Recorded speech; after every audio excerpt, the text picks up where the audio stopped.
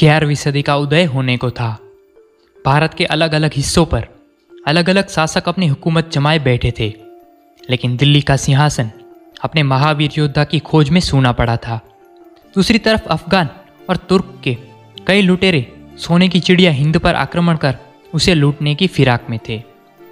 इन्हीं संकटों के बीच एक दिन चौहान साम्राज्य में नए सूर्य का उदय हुआ। उस दिन चौहान साम्राज्य की महारानी कर्पूरा देवी ने एक बालक को जन्म दिया। मजबूत बदन और चमकदार आंखों वाले उस बालक के जन्म के साथ ही पंडितों ने बता दिया था कि ये बालक आगे चलकर अखंड भारत का चक्रवर्ती सम्राट बनेगा। वो वीर बालक और कोई नहीं बल्कि महाराज पृथ्वीराज चौहान थे, और इनके जीवन पर हाल ही में एक मूवी बनने जा रही है जिसमें पृथ्वीराज चौहान का रोल अक्षय कुमार करने वाले हैं। तो चलिए जानते हैं इनकी पूरी कहानी। भारतीय इतिहास के सबसे महान और साहसी योद्धा पृथ्वीराज चौहान का जन्म सन 1166 में चौहान वंश के क्षत्रिय शासक सोमेश्वर चौहान और कर्पूरा देवी के घर हुआ। ऐसा कहा जाता है कि वे उनकी माता पिता की शादी के कई साल बाद जन्मे थे, और उनके जन्म के समय से ही उनकी मृत्यु को लेकर साजिशें रची जाने लगी थी। राजघराने में पैदा होने की वजह से शुरू से ही पृथ्वीराज चौहान का पालन पोषण काफी सुख सुविधाओं से परिपूर्ण वातावरण में हुआ था। माता कर्पूरा देवी ने बचपन से ही पृथ्वीराज को वेद पुराणों की शिक्षा दी, और साथ ही उन्हें उनके दादा परदादा की बहादुरी के किस्से भी सुनाती थी। उन्होंने सरस्वती कष्टाभरण विद्यापीठ से शिक्षा प्राप्त की थी, जबकि युद्ध और शस्त्र विद्या की शिक्षा उन्होंने अपने गुरु श्री राम जी से प्राप्त की थी। पृथ्वीराज चौहान बचपन से ही बेहद साहसी, वीर, बहादुर, पराक्रमी और युद्ध कला में निपुण थे। साथ ही वो शब्दवेदी बाण विद्या के भी जानकार थे, यानी कि बिना देखे सिर्फ आवाज सुनकर निशाना लगा सकते थे। साल 1177 में अचानक एक दिन महाराज सोमेश्वर चौहान की मृत्यु हो गई। उस समय पृथ्वीराज की आयु मात्र 11 साल थी।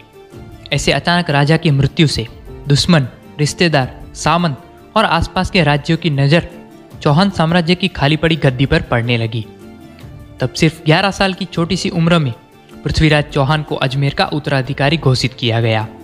पृथ्वीराज एक आदर्श शासक की तरह अपनी प्रजा की सभी उम्मीदों पर खरे उतरे।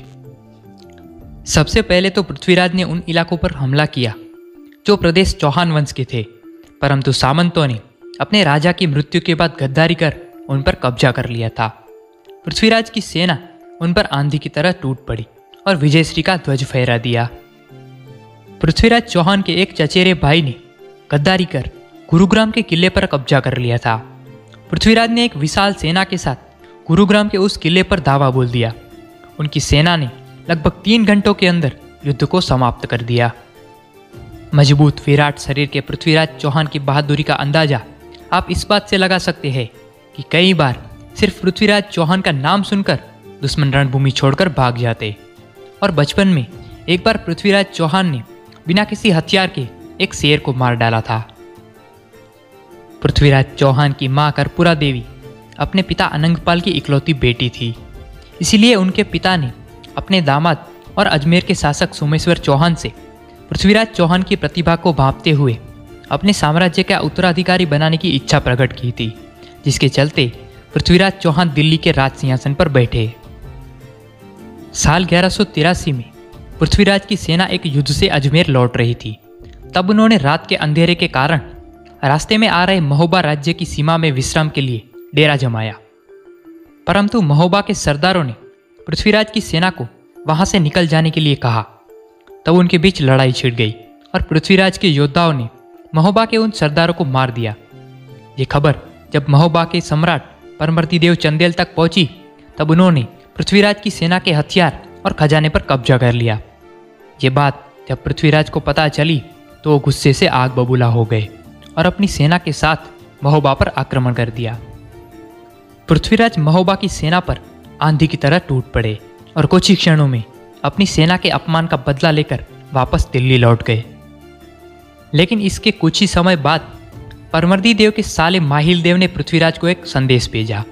उस संदेश में लिखा था कि परमर्दी देव की सेना के 2 महान योद्धा आला और उदल इस समय महोबा में मौजूद नहीं है और यही समय है आक्रमण का।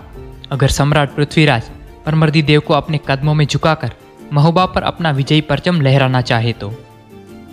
इस संदेश के कुछ ही समय बाद पृथ्वीराज ने महोबा पर आक्रमण करने के लिए एक विशाल सेना के साथ कूच कर दी। यह खबर जब परमर्दी देव को मिली तो उसने अपने वीर योद्धा आला और उदल को वापस बुला लिया। अपने राज्य को संकट में देख आला और उदल एक विशाल सेना लेकर कन्नौज से महोबा के लिए रवाना हुए। महोबा के मैदान में ये दोनों सेनाएं आमने सामने आ गई। इस युद्ध में दोनों सेनाओं के कई महावीर योद्धा मौजूद थे और फिर शुरू हुआ एक घमासान युद्ध। युद्ध शुरू होते ही आला और उदल पृथ्वीराज की सेना पर आग की तरह बरसे। युद्ध शुरू होने के कुछ ही घंटों में इन दो सूरवीरों ने रणभूमि में हाहाकार मचा दिया। पृथ्वीराज की सेना के कई योद्धा मारे जा चुके थे। हार की तरफ बढ़ते युद्ध को देख आखिर पृथ्वीराज चौहान खुद मैदान में उतरे और अपना प्रकोप दिखाया। जैसे तैसे कर पृथ्वीराज ने इस जंग में विजय पाई, परंतु पृथ्वीराज बहुत बुरी तरह से घायल हो चुके थे। साथ ही उनकी सेना के कई महावीर योद्धा भी इस युद्ध में मारे गए थे। युद्ध जीतकर पृथ्वीराज ने अपने सिपाहियों को इस किले पर तैनात कर दिया। इसके बाद साल 1187 में चालुक्य सत्ता को दिल्ली के आगे झुकाने के लिए पृथ्वीराज ने एक विशाल सेना के साथ गुजरात पर चढ़ाई कर दी। एक लंबा सफर तय करने के बाद गुजरात के भीमदेव चालुक्य और पृथ्वीराज चौहान के बीच युद्ध हुआ। पृथ्वीराज की सेना चालुक्य किले में घुस गई और पृथ्वीराज ने भीमदेव को हराकर मार दिया और अपना विजयी परचम फहरा दिया। पृथ्वीराज चौहान के समय में दिल्ली अपने स्वर्णकाल में चल रहा था। पृथ्वीराज चौहान के अद्भुत साहस और वीरता के किस्से हर तरफ थे। वहीं जब राजा जयचंद की बेटी संयोगिता ने उनकी बहादुरी और आकर्षण के किस्से सुने तो उनके हृदय में पृथ्वीराज चौहान के लिए प्रेम भावना उत्पन्न हो गई। पृथ्वीराज चौहान भी राजकुमारी संयोगिता की खूबसूरती से बेहद प्रभावित थे और वे भी राजकुमारी की तस्वीर देखते ही उनसे प्यार कर बैठे। वहीं दूसरी तरफ जब रानी संयोगिता के बारे में उनके पिता राजा जयचंद को पता चला तो उन्होंने अपनी बेटी संयोगिता के विवाह के लिए स्वयंवर करने का फैसला लिया। इसी दौरान राजा जयचंद ने समस्त भारत पर अपना शासन चलाने की इच्छा के चलते अश्वमेध यज्ञ का आयोजन भी किया था। इस यज्ञ के बाद ही रानी संयोगिता का स्वयंवर होना था।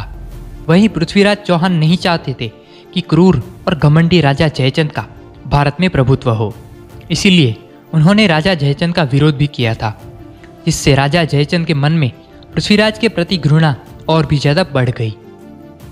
इसके बाद उन्होंने अपनी बेटी के स्वयंवर के लिए देश के कई छोटे बड़े महान योद्धाओं को न्योता दिया, लेकिन पृथ्वीराज चौहान को अपमानित करने के लिए उन्हें न्योता नहीं भेजा और द्वारपाल के स्थान पर पृथ्वीराज चौहान का एक पुतला खड़ा कर दिया। वहीं पृथ्वीराज चौहान जयचंद की चालाकी को समझ गए और उन्होंने अपनी प्रेमिका को पाने के लिए एक गुप्त योजना बनाई। स्वयंवर के दिन जब कई बड़े बड़े राजा अपने सौंदर्य के लिए पहचानी जाने वाली राजकुमारी संयोगिता से विवाह करने के लिए शामिल हुए, वहीं स्वयंवर में जब संयोगिता अपने हाथों में वरमाला लेकर एक एक कर सभी राजाओं के पास से गुजरी और उनकी नज़र द्वार पर स्थित पृथ्वीराज चौहान की मूर्ति पर पड़ी, तब उन्होंने द्वारपाल बने पृथ्वीराज चौहान की मूर्ति पर हाथ डाल दिया, जिसे देखकर स्वयंवर में आए सभी राजा खुद को अपमानित महसूस करने लगे। पृथ्वीराज चौहान अपनी गुप्त योजना के मुताबिक द्वारपाल की प्रतिमा के पीछे खड़े थे और तभी उन्होंने राजा जयचंद के सामने ही रानी संयोगिता को उठाया और सभी राजाओं को युद्ध के लिए ललकार कर वे अपनी राजधानी दिल्ली चले गए। इसके बाद राजा जयचंद और पृथ्वीराज चौहान के बीच साल 1189 और 1190 में भयंकर युद्ध हुआ, लेकिन राजा जयचंद को हार का मुंह देखना पड़ा। चौहान वंश के सबसे बुद्धिमान और दूरदर्शी शासक पृथ्वीराज चौहान ने अपने शासनकाल में अपने राज्य को एक नए मुकाम पर पहुंचा दिया था। उन्होंने अपने राज्य में अपनी कुशल नीतियों के चलते अपने राज्य के विस्तार करने में कोई कसर नहीं छोड़ी थी। ऐसे में अफगानिस्तान का शासक मोहम्मद गौरी लूट के इरादे से हिंदुस्तान पहुंचा और उसकी नज़र हिंद के ताज दिल्ली पर थी। मोहम्मद गौरी और पृथ्वीराज चौहान का सामना 16 बार युद्ध के मैदान में हो चुका था और 16 बार पृथ्वीराज चौहान ने मोहम्मद गौरी को पराजित किया था, लेकिन निहत्थे दुश्मन के दया की भीख मांगने पर पृथ्वीराज चौहान ने उसे क्षमा कर जीवित ही छोड़ दिया। युद्ध में 16 बार मुंह की खाने के बाद भी 17वीं बार गौरी ने दिल्ली पर चढ़ाई की। वो अपनी विशाल सेना लेकर आगे बढ़ रहा था। आगे बढ़ते बढ़ते उसने भटिंडा के किले पर आक्रमण कर दिया, जो कि पृथ्वीराज चौहान के अधीनस्थ था। इसके जवाब स्वरूप पृथ्वीराज चौहान ने भी अपनी विशाल सेना के साथ आगे कूच की। दोनों सेनाएं तराइन के मैदान में आमने सामने आ गई और शुरू हुआ एक महाविनाशी युद्ध। हिंदवी तलवारों के सामने दुश्मन सेना कमजोर पड़ने लगी। पृथ्वीराज के योद्धाओं ने रणभूमि में तबाही मचा रखी थी। तभी सम्राट पृथ्वीराज युद्ध के मैदान में उतरे। हवा की रफ्तार से पृथ्वीराज दुश्मनों को काट रहे थे। पृथ्वीराज की सेना के सामने घोरू की दुगनी सेना भी दम तोड़ने लगी थी। इतने में ही बुरी तरह घायल घोरी को बंदी बना लिया गया और 70वीं बार पृथ्वीराज ने घोरी को पराजित कर दिया। घोरी को ले जाकर अजमेर की काल कोठरी में डाल दिया गया, लेकिन एक बार फिर दया की भीख मांगने पर उसे आजाद कर दिया गया। पृथ्वीराज चौहान से इतनी बार हार जाने के बाद मोहम्मद गौरी मन ही मन प्रतिशोध से भर गया था। वही जब संयोगिता के पिता और पृथ्वीराज चौहान के सख्त दुश्मन राजा जयचंद को इस बात की भनक लगी, तो उसने मोहम्मद गौरी से अपना हाथ मिला लिया और दोनों ने पृथ्वीराज चौहान को जान से मारने के लिए षड्यंत्र रचा। इसके बाद उन दोनों ने मिलकर साल 1192 में अपने मजबूत सैन्य बल के साथ पृथ्वीराज चौहान पर आक्रमण कर दिया और फिर से उनका सामना तराइन के मैदान में हुआ।